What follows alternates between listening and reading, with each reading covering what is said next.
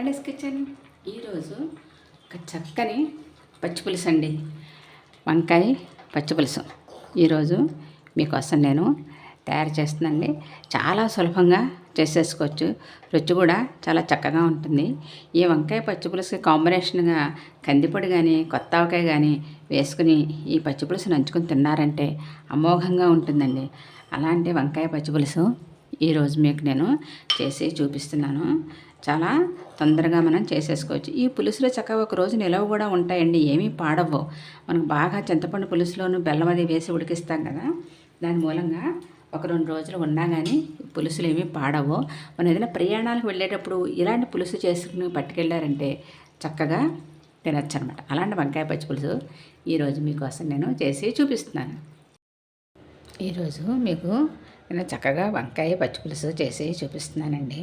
చాలా బాగుంటుంది. చక్కగా పుల్ల పుల్లగా కారం కారంగా చక్కగా ఉంటుంది వంకాయ పచ్చి పులుసు. మనం ఈజీగా కూడా చేసేసుకోవచ్చు. చక్కగా మంచి అన్న ఆదరవు అవుతుందండి. అలాంటి వంకాయ పచ్చి పులుసు ఈరోజు మీకు నేను చేసి చూపిస్తున్నాను. పూర్వకాలం వాళ్ళు చాలా చేసుకునేవారు ఎక్కువగాను. ఇప్పుడు కొంచెం చేసుకుంటున్నారు, కానీ మళ్ళీ అందరికీ తెలుస్తున్న ఉద్దేశం చాలా సులభతరంగా మీకోసం నేను వాళ్ళ చేసి చూపిస్తున్నానండి. దీనికోసం ఇలా తెల్ల వంకాయలు పెద్దవి ఒక కాయ తీసుకున్నాను, 2 ఉల్లిపాయలు, ఒక ఎండుమిర్చి, 2 పచ్చిమిరపకాయలు, కొద్దిగా పోపు సామాన్లు, ఒక నిమ్మకాయ సైజ్ అంతా చింతపండు, కొంచెం నీళ్లు పోసుకుని నానబెట్టుకుందాం. మన వంకాయ కారేలోపుగా చక్కగా ఈ చింతపండు నానిపోతుంది. ఒక్క పెసరు బెల్లం పెసరు వేసుకునే వాళ్ళు వేసుకుంటారండి, ఇష్టం లేని వాళ్ళు మానేయచ్చు. నేనైతే కొంచెం బెల్లం వేస్తాను. ఇప్పుడు ఫస్ట్ ఈ వంకాయకి కొద్దిగా నూనె రాసి మనం పొయ్యి మీద పెట్టుకుని కాల్చుకుందాం. కుంపటి ఉంటే కుంపటి మీద కాల్చుకోవచ్చండి. నేను స్టవ్ మీద కాలుస్తున్నాను. ఇది కాలేలోపుగా మనం ఉల్లిపాయలు పచ్చిమిరపకాయలు తరిగి పెట్టుకుందాం. చక్కగా కాలిపోయింది కదండి. ఇప్పుడు ఈ వంకాయని పై తొక్కంతా తీసేసుకుని గుజ్జు చేసి పెట్టుకుందాము. ఇప్పుడు ఉల్లిపాయలు పోపు వేయించుకుందాం. ఇదిగోండి, ఇలా మనం గుజ్జు చేసేసుకోవాలి. వంకాయలో కొంచెం పురుగు ఏమన్నా ఉంటుందేమో చూసుకోండి. సాధారణంగా ఉండదు, ఒక్కొక్కసారి ఉండొచ్చు. మనం ఎంత ఎంచి చూసుకున్నా సరే వంకాయలు కొద్దిగా లోపల ఏమన్నా ఉంటే ఉండొచ్చు. జాగ్రత్తగా చూసుకుని మనం ఇలా గుజ్జులా చేసి పెట్టేసుకుందాం. ఇప్పుడు మనం స్టవ్ వెలిగించుకునండి. నేను చక్కగా ఇలా ఈ మట్టి కుండలో చేస్తున్నాను. పూర్వం రాచెప్పల్లో చేసేవారు. మీకు ఎవరికైనా గుర్తుందో లేదో నాకు తెలియదు, కానీ రాచెప్పల్లో పులుసు పెడితే ఎంత బాగుండోదనండి. అసలు 2 రోజులైనా సరే ఆ పులుసు ఎంతో రుచిగా ఉండేది. ఊరే కొద్దీ కూడా చక్కని రుచిగా ఉండేదండి పులుసులు. ఆ రోజు కన్నా కూడా మన్నాటికి ఇంకా చాలా బాగుంటాయి. అలాగా అందుకని ఇవాళ ఈరోజు దీంట్లో నేను ఈ వంకాయ పచ్చి పులుసు చేస్తున్నాను. ఇవి ఎప్పుడు హైలో పెట్టుకోకూడదండి, కొంచెం సిమ్లోనే పెట్టుకుని మనం వీటిలో వంట చేసుకోవాలి. నూనె కొంచెం వేడైన తర్వాత మెంతులు వేసుకుందాము. 4 మెంతులండి. పులుసులకు ఎప్పుడు మెంతులు ఉండాలండి. మెంతులు కూడా పులుసులో ఉడికి మంచి రుచిగా ఉంటాయి. చక్కగానే చేదేం ఉండదండి, ఉడికిపోతుంది కదా, పులుపు తీపిలోను మంచి రుచిగా ఉంటాయి. మెంతులు వేగాయండి. ఇప్పుడు ఒక 1/2 స్పూన్ ఆవాలు, ఒక 1/2 స్పూను జీలకర్ర, ఇవి కొంచెం వేగిన తర్వాత మిగిలిన పోపు సామాన్లు వేద్దాం. ఉల్లిపాయలు పచ్చిమిర్చి అవి వేద్దాం. కొంచెం ఇంగువ. పులుసులకి పచ్చళ్ళకి ఇంగువ లేకపోతే బాగుండదండి. ఇంగువ గుమ్మగుమ్మలే మంచి రుచిస్తాయి. ఇవి కొంచెం వేగాక ఉల్లిపాయలు వేద్దాం.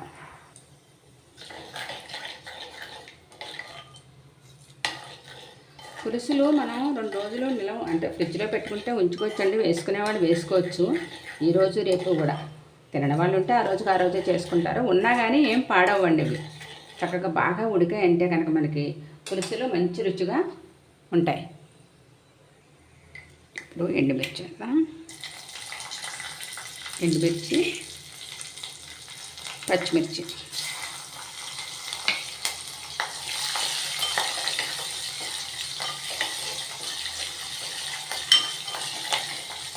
ఇప్పుడు ఉల్లిపాయలు కూడా వేసేద్దాం. కొంచెం పెద్ద ముక్కలే తిరిగాను నేను, మరి చిన్న ముక్కలు అయితే బాగుండదు.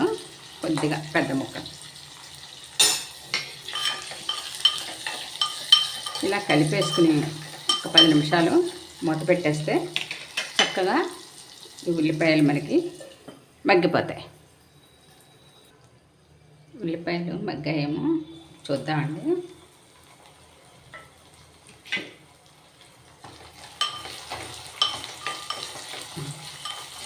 చక్కగా మగ్గిపోయి ఇప్పుడు మనం ఆ వంకాయ గుజ్జు చింతపండు పులుసు వేసుకుందాం.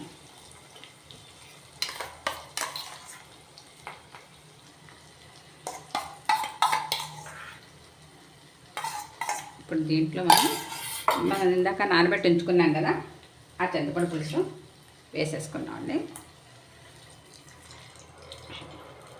వేసేసుకున్నాం, ఒక్కసారి కలిపేసి కొంచెం ఉప్పు పసుపు వేసుకుందాం. ఇప్పుడు దీనికి సరిపడగా సాల్టు, కొద్దిగా పసుపు, ఉప్పు సరి చూసుకుని వేసుకోండి. ఒక స్పూను కారం సరిపోతుంది.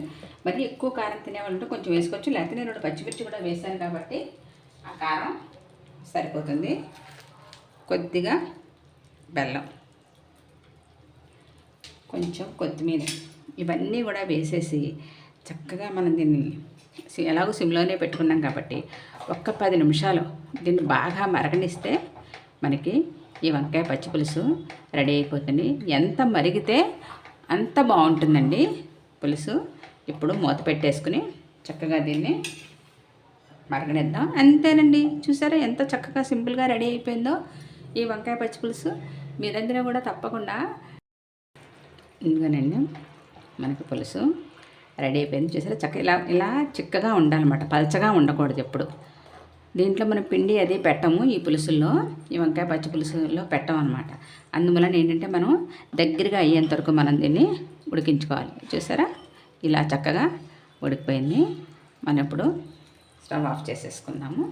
మనకి పులుసు రెడీ అయిపోయింది. ఎక్కువసేపు వీటిలో ఉంచుకోకూడదండి. మనకి వంట రెడీ అయిపోయిన తర్వాత దీన్ని వేరే బౌల్లోకి మనం షిఫ్ట్ చేసేసుకోవాలి. అప్పుడు పాడవకుండా ఉంటుందన్నమాట. దీంట్లో ఎక్కువసేపు అలా ఉంచకూడదు. ఇదిగోనండి చక్కని వంకాయ పచ్చి పులుసు మనకి రెడీ అయిపోయింది. మీరందరూ కూడా తప్పకుండా ట్రై చేయండి. నా ఈ ఛానల్ తప్పకుండా లైక్ చేయండి, షేర్ చేయండి, సబ్స్క్రైబ్ చేయండి.